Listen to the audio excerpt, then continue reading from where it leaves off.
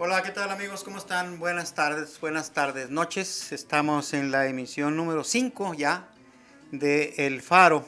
Muchas gracias por la amable compañía de la que ustedes nos hacen deferencia. Muchísimas gracias. Estamos muy complacidos de llegar a este miércoles 18 de noviembre del 2020. Y antes que nada quisiéramos ofrecer una sentida disculpa. El día de ayer nos percatamos que al final, ya casi al final, un par de minutos antes de que nos despidiéramos de manera definitiva del Faro de ayer, se congeló la imagen. Por esa razón es que tomamos una decisión, mi compañero Rubén Sosa y su servidor, de en lo sucesivo grabar el espacio para que luego no tengamos esos problemas, porque no deja de ser molesto que estemos entretenidos o atentos a una programación, un programa, un espacio, un diálogo, una conversación, y de pronto se rompa de manera abrupta. Entonces, para evitar eso, quisimos grabarlo, así que lo estamos grabando y esperemos que sus comentarios de todas maneras estén allí dispuestos para que nosotros lo consultemos y en su momento lo comentaremos y acataremos como siempre sus indicaciones, sus sugerencias, sus críticas. Bueno, muchas gracias de nuevo. Hoy es 18 de noviembre del año 2020 y vamos a comenzar con las efemérides como debe de ser. Fíjese usted que un 18 de noviembre del año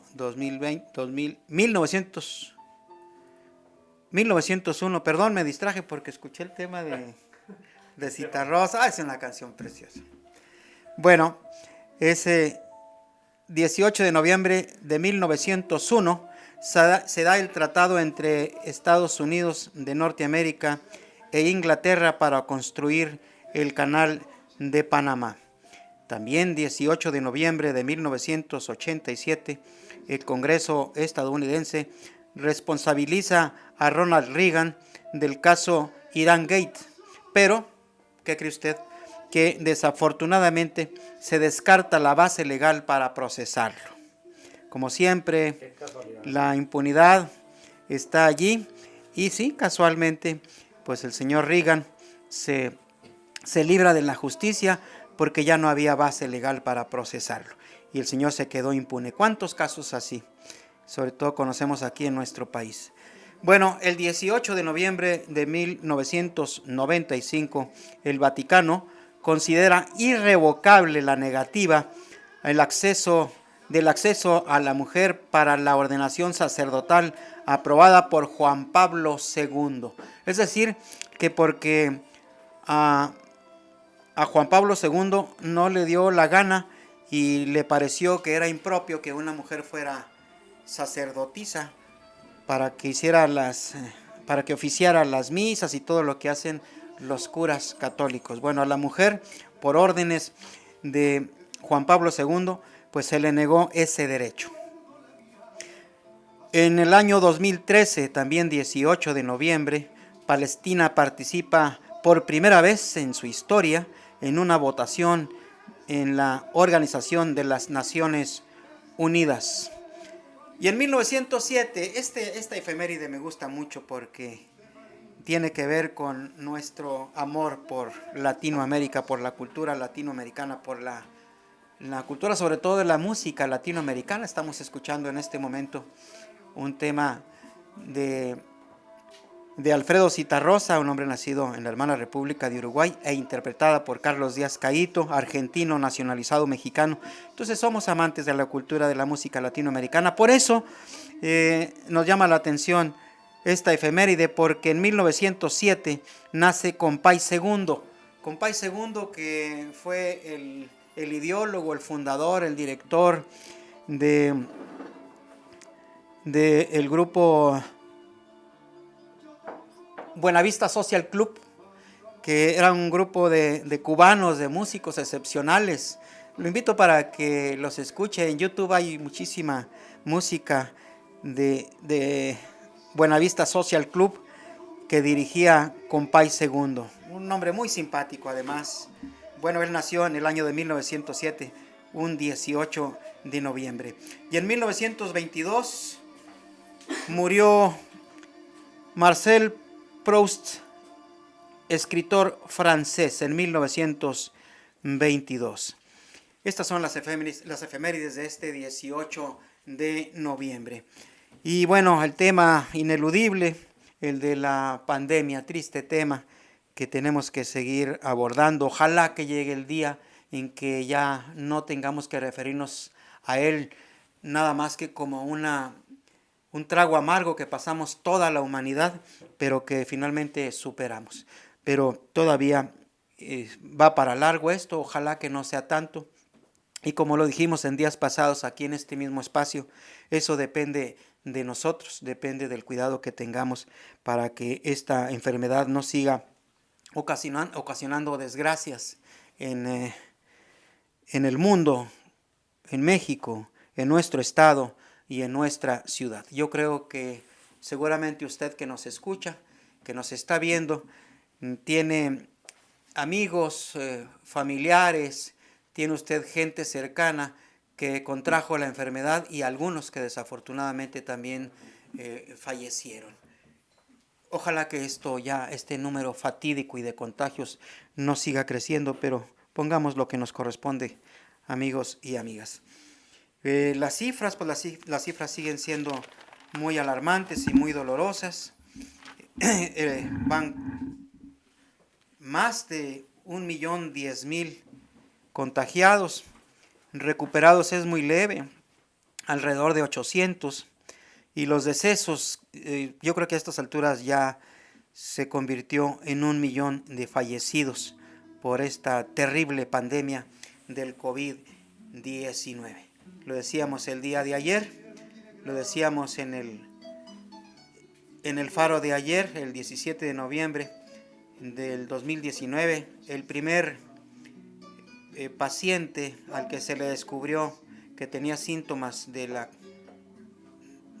pandemia del COVID-19 era un residente de origen chino de la provincia de Hubei.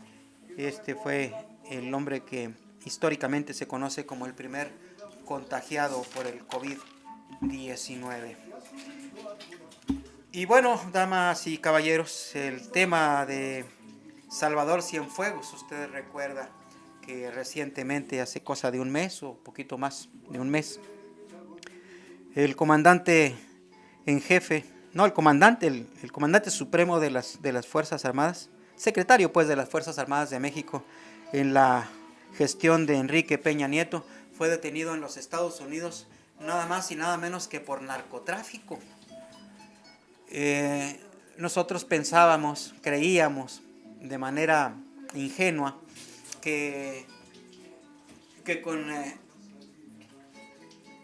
con la detención de Genaro García Luna, también uno de los funcionarios principales, uno de los brazos derechos de Felipe Calderón Hinojosa, ya habíamos visto todo, pero oh sorpresa, que luego nos vamos enterando que los malandros del PAN, también hay malandros del PRI y malandros de altos vuelos, ni más ni menos los encargados de la seguridad nacional. Una verdadera aberración de la que hay que tomar nota. Parece ser, a través de una fuente confiable lo sabemos, que a Salvador Cienfuegos lo regresan de Estados Unidos a nuestro país, a México, para juzgarlo aquí. Esto sin duda es una prueba de fuego para Alejandro Gertz Manero, que es el titular de la principal Secretaría Impartidora de Justicia, investigadora, la FGR de Gertz Manero. Tiene en sus manos un caso en el que una de dos, o se consagra o se llena de gloria, o le ocurre todo lo contrario. Pasa a la historia como una secretaría inútil que no puede actuar contra los papiones, los mafiosos de alcurnia, como son Salvador Cienfuegos, y ojalá que también en un chico rato nos regresen a Genaro García Luna, hombre de las confianzas de Felipe Calderón, para que también pague sus delitos que cometió aquí en nuestro país. Nosotros por lo menos no tenemos ninguna duda que bajo el régimen del presidente López Obrador esto nos genera esperanza y no tenemos duda que se va a hacer lo que se debe hacer en materia de justicia. Dice el presidente, y nosotros le creemos, que ya estos son otros tiempos, que ya no hay impunidad, se está luchando contra la corrupción y se están dando frutos en esa lucha contra la corrupción. Uno de los compromisos que contrajo el presidente de la República en su campaña por alcanzar la presidencia de la República. Lo estamos viendo que el presidente está respondiendo a la confianza depositada en él el pasado 2018, cuando ganó contundentemente las elecciones. Se decía entonces que el presidente era demagogo, que el presidente era mentiroso, incluso en el video que le comentamos al inicio de estas transmisiones del Faro, el viernes 13, comentamos el video, el debate entre Sabina Berman y Francisco Martín Moreno, en el que Francisco Martín Moreno presentó un libro que se llama Ladrón de Esperanzas, y que ese ladrón de esperanzas, según él, dice que es el presidente López Obrador. También decía Francisco Martín Moreno que López Obrador era eso, era un mentiroso, un ladrón de la esperanza, que había engañado, que era un demagogo, que era un traidor porque había traicionado la confianza de la gente y que nada de lo que había dicho había concretado y había hecho. Pero lo curioso del caso es que Francisco Martín Moreno, a pregunta del conductor y moderador de ese debate entre Sabina y Martín Moreno, Julio Hernández López, le preguntó, a ver, Francisco Martín Moreno, ¿cuándo entregaste tú el escrito a la editorial para que se publicara? Y responde Francisco Martín Moreno, el 15 de diciembre del 2018. Entonces Julio Hernández López le dice, oye, pero tenía escasos 15 días de haber tomado posesión López Obrador. ¿No te parece muy prematuro para ya juzgarlo y descalificarlo y calificarlo de ladrón de esperanza? Y luego la respuesta de Francisco Martín Moreno es francamente de risa loca, porque dice, no, dice, eso es un error, porque López Obrador empezó a gobernar a partir de que ganó las elecciones, a partir de que ganó las elecciones en el 2018, dice, porque, dijo Martín Moreno, porque Enrique Peña Nieto gobernaba de acuerdo a las instrucciones de López Obrador. Imagínese usted, qué sandez tan enorme, qué manera de exhibir su mezquindad, su estupidez, su enanismo intelectual. Y es uno de los escritores consentidos de los regímenes del PRI y del PAN. Pues cómo no, si hacía sus obras y se las compraban enteritas. Por esa razón, yo insisto, los intelectualoides, los intelectuales de pacotilla, los intelectuales orgánicos, están que echan espuma por la boca contra López Obrador, porque esos privilegios se le terminaron. Bueno, pues el debate terminó con una zarandeada que le acomodó Sabina Berman a Francisco Martín Moreno, y eso fue de veras de fábula. La verdad es que yo lo disfruté mucho, porque cada vez que abría la boca le ponía unas bofetadas tremendas que se escuchaban lejísimos. Pero así estuvo. Ojalá que usted tuviera la posibilidad de buscar ese video. Es el programa de Julio Astillero, que así se nombra este extraordinario periodista, Julio Hernández López, que por cierto también es de izquierda. Así que eso también nos debe de alegrar y de hacernos sentir orgullosos, aunque también Julio Hernández López tiene especial cuidado en ser también autocrítico, bueno, crítico del sistema, porque él no es militante de Morena, aunque su vocación es de izquierda, pero es un hombre que votó por López Obrador, es un hombre que durante toda su trayectoria periodística, que data de por lo menos 30 años, por lo menos, siempre se distinguió por ser un crítico del sistema, cuando el sistema, sobre todo en los regímenes del priato, pues allí la crítica tenía consecuencias graves y muchas veces hasta fatales. Bueno, pues de esos hombres es Julio Hernández López, porque ahora sí fácilmente ya se puede criticar y no pasa nada.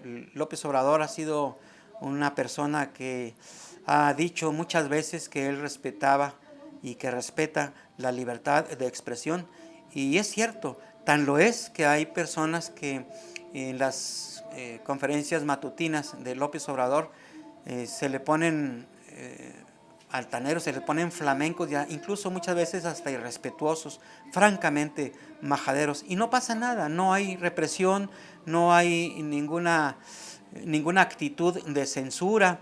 Se ha dicho, por ejemplo, que Carlos Loret de Mola salió de Televisa por presiones de López Obrador. Por supuesto que no. Carlos Loret de Mola salió porque simplemente ya no fue útil al régimen, porque ya no había nadie que le creyera después de los montajes burdos, grotescos, insultantes, en los que se fingió un rescate de un secuestro de la francesa Florent Cassés. ¿Se acuerda usted de eso? Bueno, pues y como es en muchos casos. Bueno, el caso es que Loret de Mola salió de Televisa, otro de los de las empresas enojadas con el régimen de López Obrador por obvias razones. TV Azteca sigue tirando tarascadas, dentelladas a López Obrador, y no pasa nada, no pasa absolutamente. Ni siquiera han removido a Salinas Pliego como consejero que es de López Obrador. Yo en el lugar de López Obrador, francamente sí le ponía un patín en sálvase a la parte, porque mucho ayuda el que no estorba. Entonces, así están las cosas, amigos y amigas. Y a propósito de don López, de don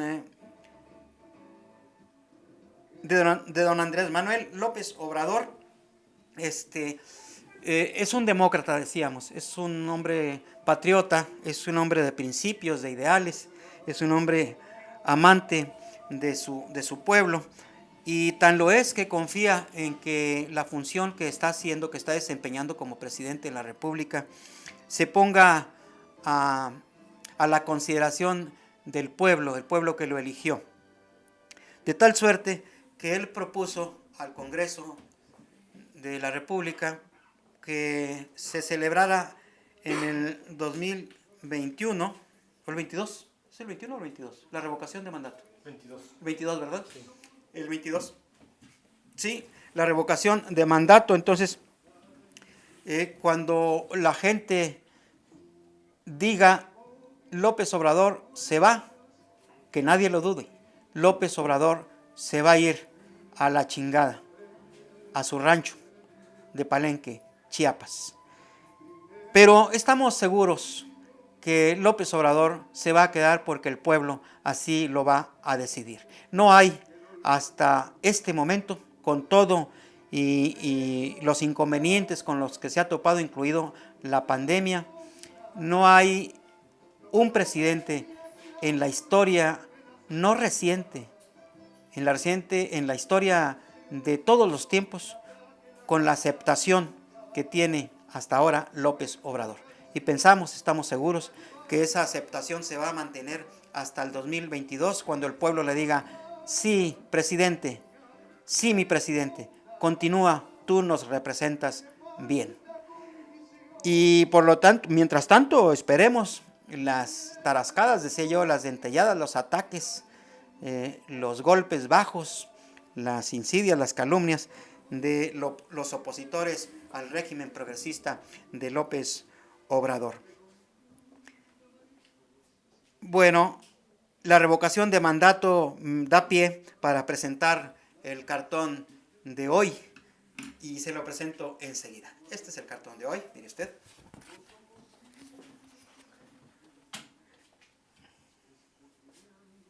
¿Se alcanza a ver? Sí, ¿verdad? ¿Ya se ve más claro, Rubén? Se ve muy bien. Muy bien, muy bien. Ahí está, es el Pirurris, es Armando Cavada Alvidres. Él es el, bueno, o presume ser el presidente municipal de mi ciudad, Ciudad Juárez, Chihuahua.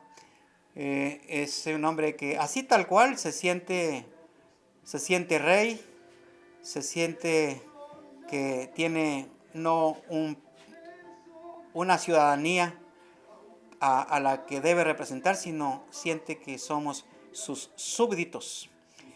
El cabildo soy yo, dice Armando Cavada Alvírez. Este es el cartón. Y viene a cuento el cartón, porque en días pasados, no, semanas pasadas, eh, se celebró un acuerdo entre el Instituto Electoral del Estado de Chihuahua y a nivel nacional también, para llevar a cabo la recolección de firmas para la revocación de mandato de este presidente municipal que tenemos en Ciudad Juárez y que es altamente repudiado. La recaudación de firmas es con el objeto de hacerle saber a las autoridades electorales que este es un personaje repudiado por una gran mayoría de los ciudadanos juarenses, de tal suerte que tiene como cometido que se tome en cuenta estas estadísticas para que se le ponga un alto en sus pretensiones, porque con una desfachatez que no tiene parangón, pretende ahora buscar una candidatura para el gobierno del estado de Chihuahua. Figúrese usted. Entonces, hay cosas que algunos personajes no les cabe en la cabeza, están tan mareados por el poder que no les cabe en la cabeza que son personajes que no han hecho bien las cosas y que como no lo han hecho necesitan irse ya con dignidad, retirarse. Ya hizo lo que tenía que hacer, que fue muy poco, por lo menos en beneficios, en perjuicios sí fueron muchos. Pero a mí me eriza la piel, se me pone la piel de gallina cuando dicen, oye, se dice, se rumora, se dice por ahí en los corrillos políticos que Armando Cavada busca la candidatura por la gubernatura por Morena. Y digo yo, y yo que soy ateo, digo yo, Virgen Santísima, Dios nos ampare. No puede ser, no puede ser. Por eso es importante que tengamos en cuenta que si no hacemos algo, amigos, amigas, compañeros que nos escuchan, para hacerles saber a las autoridades de toda índole, que nosotros tenemos voz y que nosotros tenemos la voz para manifestarnos y esa voz se nos tiene que respetar. No solamente a la ciudadanía en general, sino a la militancia de todos los partidos, porque en todos los partidos, aquí en Morena no se ha visto tanto, pero en todos los partidos se imponen candidatos y se confunde la institucionalidad con la sumisión. Nosotros, los militantes de Morena, no queremos ser parte de esa militancia sumisa, abnegada y abyecta. Queremos alzar nuestra voz, manifestar nuestras inconformidades y que esa inconformidad y esa voz se respete y se mande obedeciendo, como dice la consigna. Bueno, por esa razón, y bueno, a propósito de la recaudación de firmas, Por esa razón se llevó la recaudación de firmas, pero se suspendió precisamente por la pandemia. Ya estábamos a punto de lograr el cometido, la cuota de firmas, que eran de 55,000 firmas. Estábamos ahí pellizcándole las 50,000, faltaban muy poquitas. La idea es, porque esto lo vamos a retomar, es solamente un compás de espera. Vamos a retomar la recaudación de firmas, pero la idea es eh, imitar lo que se hizo a nivel nacional con las elecciones del 2018, en el que fue tanto el cúmulo de votos a favor de la causa de López Obrador que no hubo manera de cometer fraude. Y esto mismo queremos hacer con la recaudación de firmas para revocar a Armando Cavada Alvidres. Queremos rebasar con mucho las firmas recaudadas que reflejan el infinito desprecio por este personaje despreciable. Así será, estoy seguro que así será. Así que para que estén ustedes pendientes, para cuando ya se reanude, una vez que pase la emergencia sanitaria, se reanude ya la recaudación de firmas y usted haga lo propio. Todos lo vamos a agradecer y a todos nos va a beneficiar. Eso puede usted estar totalmente seguro o segura. Y bueno, otro tema, ya para terminar, estamos ya sobre el tiempo, ¿verdad? Estamos sobre el tiempo. Ya para terminar, le vamos a recordar que nuestros hermanos de Tabasco, nuestros hermanos de Chiapas y nuestros hermanos de Yucatán están padeciendo también un tiempo terrible aunado a la pandemia que a ellos también les afectó, obviamente. Pues se le agrega otra tragedia de índole natural. Les llegó el huracán ETA, causó estragos, causó destrozos, causó un daño terrible, de tal suerte que muchos de nuestros hermanos de por aquellos lugares de la República Mexicana están padeciendo terriblemente y están requiriendo de la solidaridad de todos nosotros. Ojalá que estemos pendientes. El día de mañana nos comprometemos a pasarle la información de qué manera podemos hacer llegar esa ayuda. Estoy hablando yo de ropa, de cobijas, de alimentos no perecederos, en fin, de todo lo que podamos enviarles a nuestros hermanos en desgracia por aquellos lugares del país. Y así pues demostraremos los norteños, los chihuahuenses, los juarenses, refrendaremos nuestra tradición de personas, de ciudadanos comprometidos y solidarios con aquellos hermanos que sufren. Así será. Bueno, nos vamos, Rubén. Hemos terminado. Nos estamos escuchando el día de mañana. Ojalá que en el transcurso de esta transmisión, que reitero es grabada, estemos recibiendo sus comentarios y nosotros ya le daremos seguimiento en la siguiente emisión. ¿Les parece? Muchas gracias. Hasta mañana.